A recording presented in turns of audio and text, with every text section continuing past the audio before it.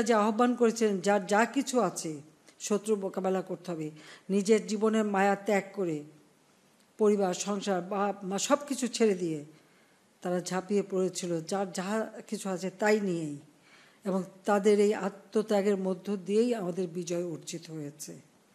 কাজে তাদের সবসময় সর্বোচ্চ সম্মান দিতে হবে। আমি জানি এর মধ্যে অনেকেই হয়তো আমাদের দলের সমর্থনে অন্য জায়গায় চলে গেছেন, বা অনেকের অনেক কিছু থাকতে পারে, যে যেখানেই যাক সেটা আমার কাছে বিবেচ্য না। আমার কাছে বিবেচ্য যে তারা তাদের সর্বস্ব ত্যাগ করে, নিজের জীবন দিয়ে, রক্ত দিয়ে, এবং অনেকেই পঙ্গুত্ব বরণ করে এই দেশকে স্বাধীন করে বিজয় এনে দিয়েছে, শত্রুকে পরাজিত করে বিজয় এনে দিয়েছে।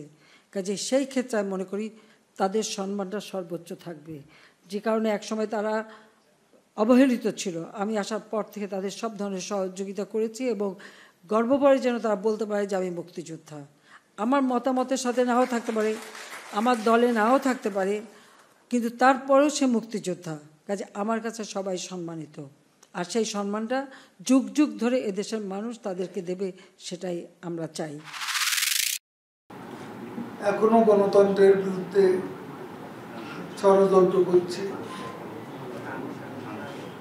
এবং এখনো নির্বাচিত সরকারকে উৎখাত করার জন্য দেশে বিদেশে নানান চক্রান্ত চলছে। আদালতের রায় বল প্রয়োগের মাধ্যমে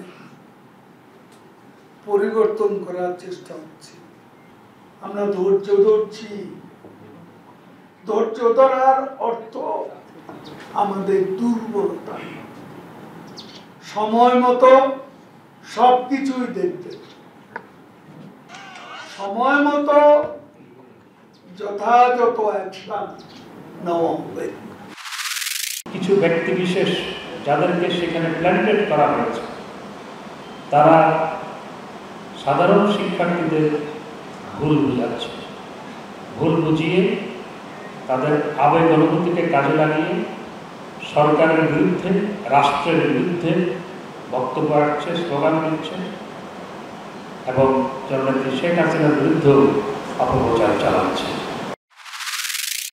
ঢাকা বিশ্ববিদ্যালয়ে সহ সারা দেশের শিক্ষা প্রতিষ্ঠানগুলোতে এবং রাতে জাহাঙ্গীরনগর বিশ্ববিদ্যালয়ে যে ভয়াবহ বর্বরোচিত হামলা সরকার দলীয় ছাত্র প্রতিষ্ঠানের মাধ্যমে সংগঠিত হয়েছে, তার তীব্র নিন্দা, ঘৃণা ও ক্ষোভ জানাচ্ছি।